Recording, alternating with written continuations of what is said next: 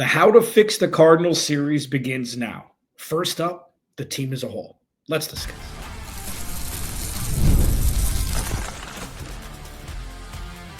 You are Locked On Cardinals, your daily Arizona Cardinals podcast. Part of the Locked On Podcast Network, your team every day. Cardinals, Alex Clancy here. Follow me on Twitter at Clancy's Corner. Follow the podcast at Locked On AZ Cards. Thank you for making Locked On Cardinals your first listen. Free wherever you get your podcast and on YouTube, part of the Locked On Podcast Network. Your team every day. Please go to the YouTube channel, search Locked On Arizona Cardinals. Hit that subscribe button, man. Turn notifications on. Leave a review where reviews are left if you so desire. You know that I'm just happy that you're here, being an everydayer, whether it's 8 years ago, going on 9, or if this is your first listen. Thank you. I'm excited for this series. It's going to go a handful of episodes, and I'm stoked for it. I think it's the perfect time for it. And I will be doing an abridged version of this after free agency settles down and then after the draft completes. And I think it's going to be fun to see the progression of how to fix the Cardinals. Maybe it's only a couple episodes after the draft. And it'll be more logistical, more question answering, as opposed to filling out roster. And this is how this is going to go. So every show for the next probably week and a half or so, maybe a little bit more, the first segment is going to be what's going well with that specific position group. What needs fixing is the second segment, and how to fix it is the third. And I think that this is the best way. I thought about how to do it, and I think it's the best way to do it, where it's like how to fix, the team, which is what we're going to do today. It's going to be a broad overview, more about Monti Ossenfort, the coaches, stuff like that, and general topics surrounding the team. Instead of just saying how to fix it, okay, this is what's going wrong and how to fix it, you need to address what's going well first to understand where that jump is from where they are now to being fixed and how close or how far away it is. And obviously some position groups will have a lot more that needs to be fixed than others. But overall, I think that's the best flow. If you for some reason, if somebody has this silver bullet suggestion of how you'd like this series to go, first, second, third segment, let it rip. Let it rip. If I see something that I like better than this, I have no problem implementing it. But I think what's going well, what needs fixing, and how to fix it, I believe is the best flow that I came up with in my big dumb brain. So the team, how to fix the Cardinals, the team. Let's start with what's going well first. What's going well, and I shy away as much as possible from comparing the last regime to this current one, but this is part of the plot. It's part of the story. It's part of the progression. It's part of why we're here.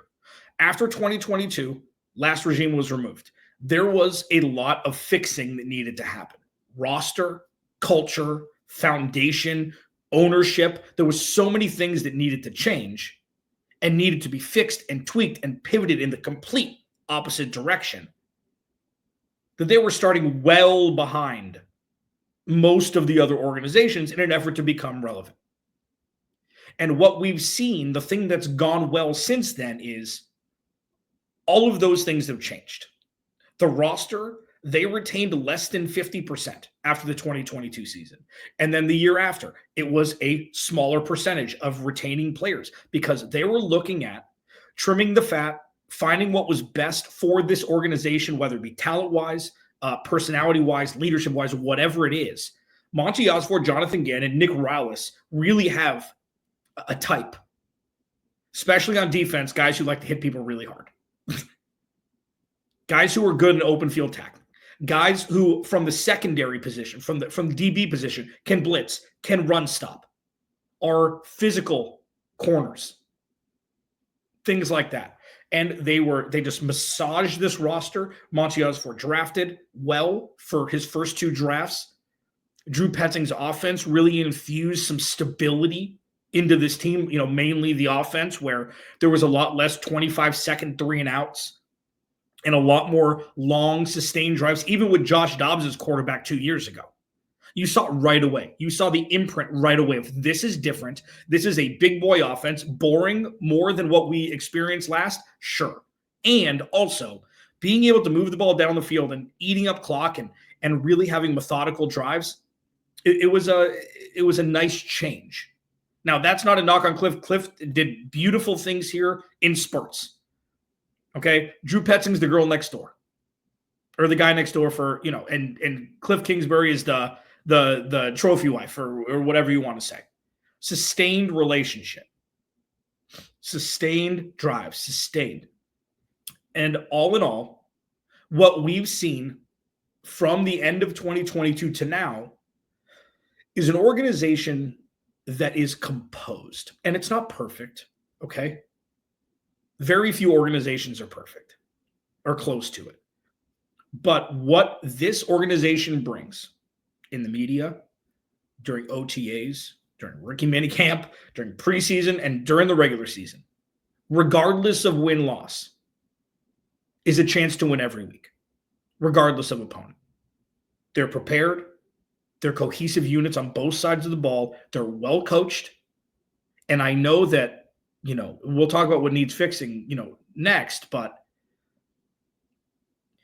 I don't know. Aside from the Cardinals making the playoffs this past season, and I know that after the bye week it was bad, okay? Save that. I don't know if it could have gone better from where it was. Kyler Murray out, half of 2023 with his torn ACL recovery. Last year, they went on that spurt. They, had a line in to win the NFC West, and yes, it fell off the tracks after the bye week. And with that, while that's the biggest part of all of this, because although I said, many have said it's not an original statement, that 2025 is the year, 2024 was, defense is undermanned and the offense is going to learn how to gel with Marvin Harrison Jr. and let's see what James Conner's got and what the offensive line's like and all that stuff. Like, it was a pleasant surprise last year. The Cardinals won 8 games. They doubled their win total from the year before. And while that's something that people are like, Kyler Murray was out for, people will always complain if they want to say something bad. Like, you got to look at kind of the positives here of a complete rebuild of an organization. Not just roster-wise, but like theory-wise and foundation-wise and culture-wise. It was like starting NCAA football 2025 with a school that didn't exist. You have to start completely from scratch. And I think they've done that handsomely. Not perfect, not close to being at a deep playoff run level. And where they came from to now, that's a damn surefire going well. So when you see this team on and off the field, we saw it, and this is where you know that it's sustainable. Okay, so I call it, and for those that have listened a long time, I do allude to basketball. Basketball was my first love. Okay, basketball is my first love, so I still use analogies when it comes to that. So for those who don't know who Nate McMillan is, Nate McMillan played in the NBA for a long time. I think he was an all-star once, played with the Sonics, played with other teams, and he's been a head coach at many different stops, but he usually starts as an assistant coach. The head coach gets fired. He jumps in. The players rally behind him. They go on this run. He gets shifted from interim head coach to contract extension head coach, and then he gets fired after 2 years because he's not a head coach. But that burst after the head coach gets fired, with the Nate McMillan effect jumping in, that's the effect. It's like you bring a new coach in, you get that burst right away. Oh, it's new. Oh, it's fun. Oh, it's exciting. We're going to play extra hard, whatever. But it usually dissipates. Week 1, 2023 for the Cardinals on the road in D.C. against the Washington professional football team, we saw a shift right away. So the Nate McMillan effect. Oh, it starts like that. Oh, then they come home, they blow the Cowboys out. They almost beat the Giants, whatever it is. And then it hasn't stopped. Since week 1, it hasn't stopped. This is what this team is now. It is a massive level up. And everything is built upon that foundation. That is the biggest part of this entire thing, on top of, drafting well and things like that, cohesion. That shift from what was to what is now, massive. That's going well. That's in that bucket. Now, what needs fixing with the team as a whole? I'll discuss that next. Locked On Cardinals, your team every day. This episode of Locked On Cardinals is from our sponsor, Intuit TurboTax. Taxes was waiting and wondering and worrying if you were going to get any money back, and then waiting, wondering, and worrying some more. Now taxes is matching with a TurboTax expert who you can do your taxes as soon as today. An expert who gives your taxes their undivided attention as they work on your return while you get real-time updates on their progress so you can focus on your day. An expert who will find you every deduction possible and file every form, every investment, everything with 100% accuracy. Also, you can get the money back guaranteed. No waiting, no wondering, no worries. Now this is taxes. Get an expert now on TurboTax.com. Only available with TurboTax Live full service, real-time updates only in iOS mobile app. See guaranteed details at TurboTax.com/guarantees. The first installment of How to Fix the Cardinals. I'm excited for this. What the Cardinals have done well since the end of the 2022 season is still like we're leaving the world of the abstract and moving solely into concrete. 2023 was all abstract. It was all future pacing. It was all, putting highlights on younger players with, if they continue this way, then this will be good. If the Cardinals can find some stars, they can save themselves top draft capital, needing to draft that position later. And we've seen some of that. Garrett Williams, namely. Paris Johnson Jr., namely. But obviously, this organization is far from being perfect, far from being completely efficient, far from being, one that's an actual contender, and it needs fixing. What needs to be fixed? Number one, the offense needs to be playing at a level that everybody expects it to be played at a lot more frequently than we've seen, period. I'm doing How to Fix the Quarterback position tomorrow. So you'll get the more, deep insight into Kyler Murray, Drew Petzing, etc. I have a couple other thoughts. But the offense, that's what needs fixing the most. And I have defended Drew Petzing in the sense that when you draft a wide receiver 1 in the top 5 specifically, because there's obviously a spotlight because of the last name on the jersey, because of his potential, and you plop him in to a run-first, old-school offense that features the tight end who's pass catcher 1 for this team, and features James Conner and Trey Benson and Kyler Murray's legs and play action, things like that. It's not as easy as it seems to just be like, talented player, put in offense, go. And while Marvin Harrison Jr. had a fine rookie season, he had a good rookie season, the offense still needs some work. And it's something that needs to happen immediately. It's something that we need to experience watching this team look more like a top 10 offense than a bottom 10 offense a lot more frequently than we did last season. Because the good was great. The great was out of this planet.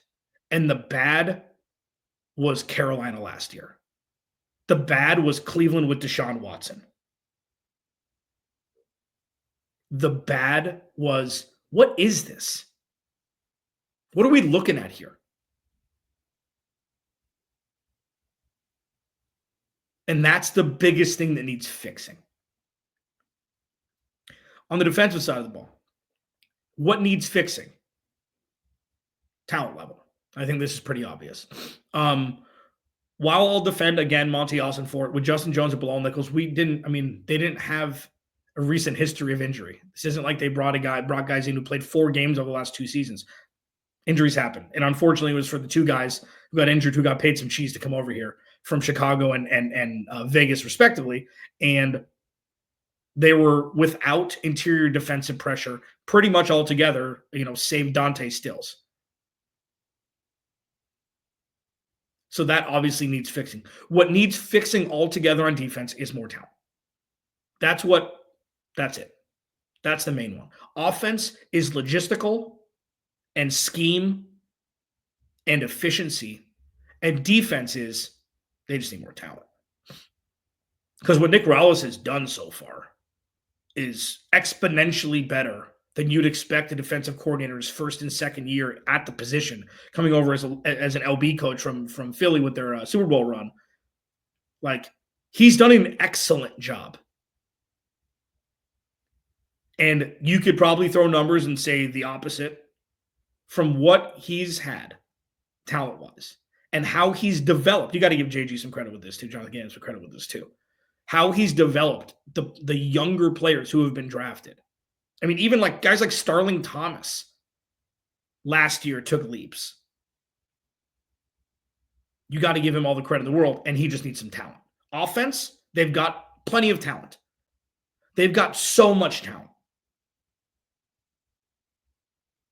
They just need to figure it out. And with one offseason, you better hope that Kyler Murray and Marvin Harrison Jr. are inseparable this offseason. Inseparable. Like, that's something that, and you know that, and this is also because Trey McBride's really good, but you know that Kyler Murray and Trey McBride have been in the lab. It's obvious. Trey McBride's always open. Kyler Murray either throws him open, he's schemed open. Drew Petzing knows how to run this offense for Trey McBride. Drew Petzing now needs to know how to run this offense for Marvin Harrison Jr. I'm not going to compare, again, I always bring this up. I'm not going to compare what Malik Neighbors and Brian Thomas Jr. did this year. It doesn't matter. The teams were terrible. It's like the Blake Bortles effect from a handful of years ago where he was a top 5 fantasy football quarterback because they were down 20-plus points every game. And it was just garbage time all the time. Marvin Harrison Jr. wasn't drafted to save the offense. Now Marvin Harrison Jr. will be tasked come year 2 to elevate this offense. There will be expectations, and it starts with Kyler Murray, and it starts with Drew Petzing. How do the Cardinals fix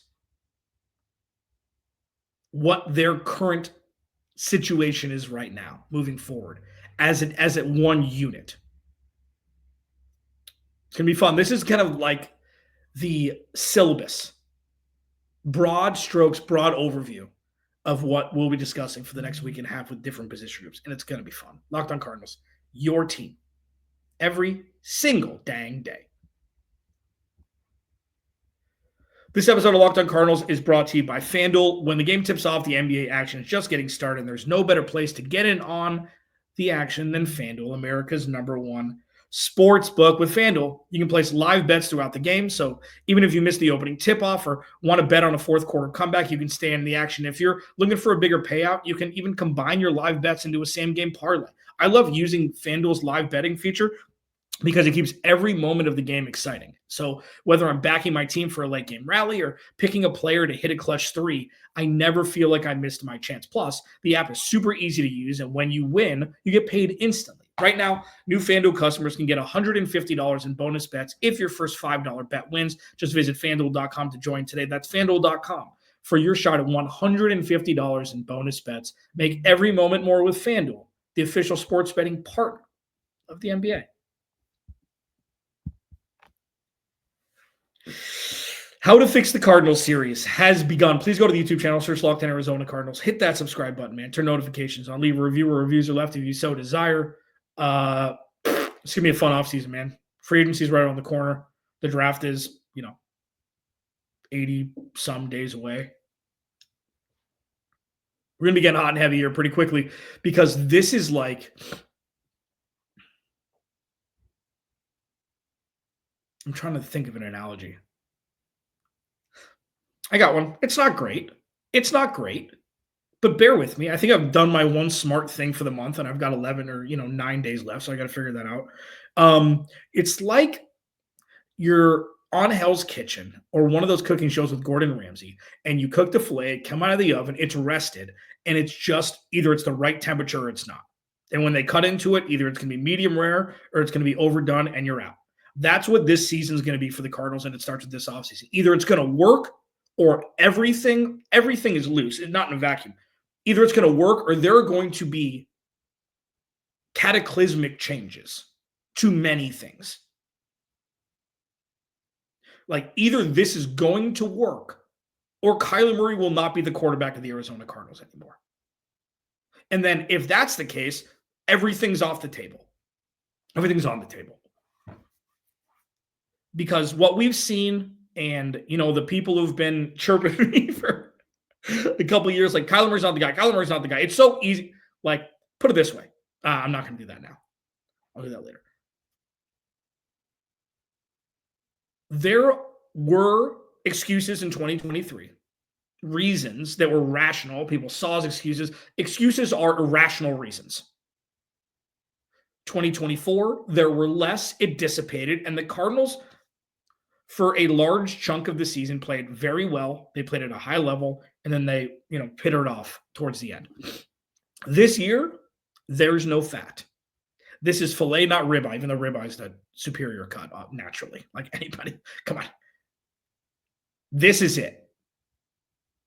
There are no excuses. You trust Monti Ossenfort to draft well. You trust that they're going to spend some money, and this is it. How do you fix the Cardinals? One, and this is showing if it works or if it won't. Number one, you make Marvin Harrison Jr. and Trey McBride 1 and 1A. Camera? 1 and 1A. No level above the other. You give Marvin Harrison Jr. the opportunity and the targets and the scheme and the leverage to reach Trey McBride's level. He wasn't given the opportunity last year to show completely what he can be. What we saw when it was great was, oh, baby doll, he could be a top 5 receiver for the next decade. It was in spurts. It was in flashes. It was in an offense that wasn't catered to a wide receiver one. And this isn't saying, oh, throw the ball to Trey McBride less. No. This is all about Kyler Murray and Drew Petzing getting the lab and kind of manicuring this offense and moving it a little bit away from run first, run second, play action third, and a little bit more pass happy. That's it. How to fix the Cardinals? You figure out the offense. And I'm going to including Michael Wilson and Greg Dortch. I'm going to include figuring out how to get Trey Benson more involved. This is the year where Drew Petzing and Kyler Murray, they're in tool shed all year. Like, look at all this. Look at all these beautiful options we have. Let's not just, put a burlap sack over 40% of what's possible. Open it up.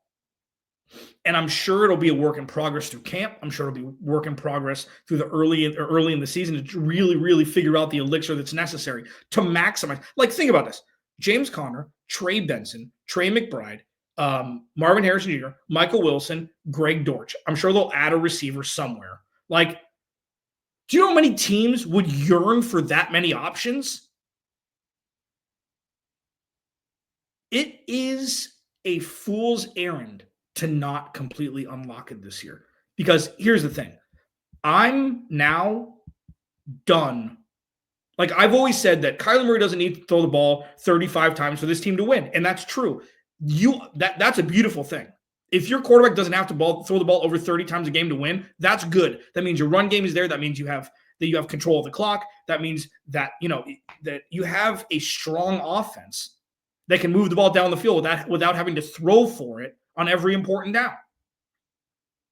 With that, Kyler Murray is one of the most efficient quarterbacks in the NFL. Sure, you can say he does more dump downs than some others. Yeah, that's fine. You take what the defense gives to you.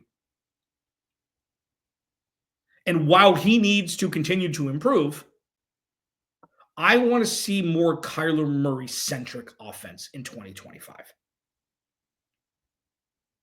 I want to see more Kyler Murray-centric. Not running the ball, not handing the ball to James Conner, not handing the ball to Trey Benson. More Kyler Murray show what he is, which I think he can be a bona fide star in this league. And I think, and I haven't really discussed it, I'll discuss this more tomorrow. I think that quarterbacks get out of rhythm if they're just handing the ball off all the time. You get him juicing, you get him moving early with all of the weapons that he has. That includes Michael Wilson, that includes Greg Dortch, that includes leveling up Marvin Harrison Jr. in a position to succeed. That's how to fix the Cardinals, number one. First and foremost, second and foremost. Number two, naturally on defense, they need to have a pass rush that's top 15. You're not looking for a top 5 pass rush. Like the 0-1 jump from 2022 to 2023, from the Travis Sham mockery that was that to 2023, at least showing some sort of semblance of, stability. That's what you want to see from the pass rush. If it gets better, great. Baron Browning's coming back. Darius Robinson's going to have, more reps, a full offseason where he's healthy. BJ Ojulari, you hope, will be back for camp. And then you hope they draft or bring in a star edge rusher. And then that jump will allow everything to be easier on the defensive side of the ball, which inherently will make the job easier on the offense. And then the offense, when they figure out what the hell they need to do to maximize all of their skill position players, that's when you take that jump to the Cardinals can win the NFC West. They're not as far off as what it looked like at the end of the season. And I know that's a story we've discussed a lot. 2021, they had like a 3-game lead with 5 to play or 6 play, and they last year they could have won the division if they beat Carolina, and we would have seen a different game against the Rams, obviously, because there would be something to play for. Like, they had their chance last year too. How to fix the Cardinals as a whole. 1, Kyler Murray centric. Make this offense more about him. 2, get a damn pass rush. And then overall, it's like just add talent in key spots. I think the coaching has been fine. Like, I don't think the coaching's a problem. I do think that Drew Petzing needs to iterate this offense forward to match the skill position players they have on offense. That's the biggest thing on offense from a coaching perspective. Use everybody. And your offensive scheme right now doesn't have the ability to do that. That's the biggest change for him. Broad overview, we're doing Kyler Murray and the quarterback room, how to fix the quarterback room tomorrow on this extended series of how to fix the Cardinals. Alex Clancy, Locked on Cardinals. Remember, without you, there is no me. I'll talk to you tomorrow.